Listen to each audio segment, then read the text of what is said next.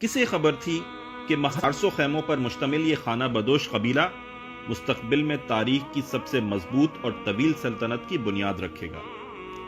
بھوک، پیاس اور سردی سے نبض آزما رہنے والا اور اس سے بھی بڑھ کر دنیا کی دو بڑی طاقتوں منگول اور بازنطینی سلطنت سے ہر وقت جنگ کے خطرات میں گرا خراسان میں ڈیرے ڈالے ہوئے یہ بھی ایک عام سہی قبیلہ تھا جسے کئی بار ہجرت پر مجبور کیا گیا۔ ان مشکل حالات نے اس قبیلے کو دو واضح گروہوں میں تقسیم کر دیا۔ ایک وہ جنہوں نے اپنا پیٹ پالنے اور زمانے کے گرم سرد سے اپنے آپ کو محفوظ رکھنے کا فیصلہ کیا، جبکہ دوسرا وہ کہ جس نے ہر طرح کی آزمائشوں سے نبض آزما ہوتے ہوئے ثابت قدم رہنے کا فیصلہ کیا۔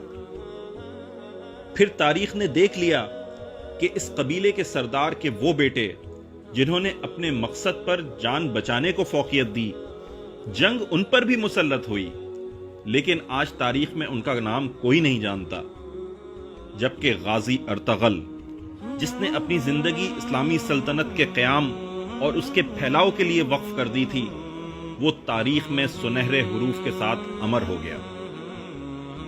جب قبیلے کے معاشی حالات اپنے بدترین سطح پر تھے اور ہر کوئی اس کو بھوک، افلاس اور ہیبت ناک دشمن سے ڈرا رہا تھا، اس انتہائی بے سر و سامانی کے عالم میں اس نے اپنی جدوجہد شروع کی اور اس عظیم الشان سلطنت کی بنیاد رکھی جس سے مضبوط اور طویل سلطنت کرۂ ارض نے آج تک نہیں دیکھی۔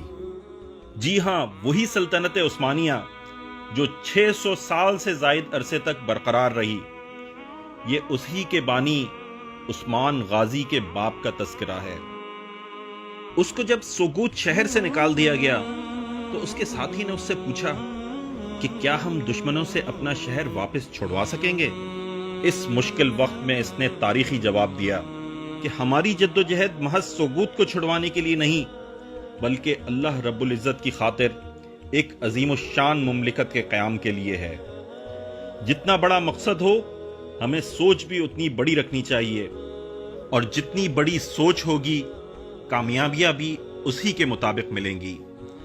چنانچہ اس نے خود تو نہیں، لیکن اس کے بیٹے عثمان اول نے اس کا یہ خواب پورا کیا اور سلطنت عثمانیہ قائم ہو کر رہی۔ اے وہ لوگو جو کمزور معیشت اور دشمن کی ہیبت ناکی کو جہاد سے دوری کی وجہ بتاتے ہو، تمہارے لیے تاریخ میں بہت سے اسباق پنہاں ہیں۔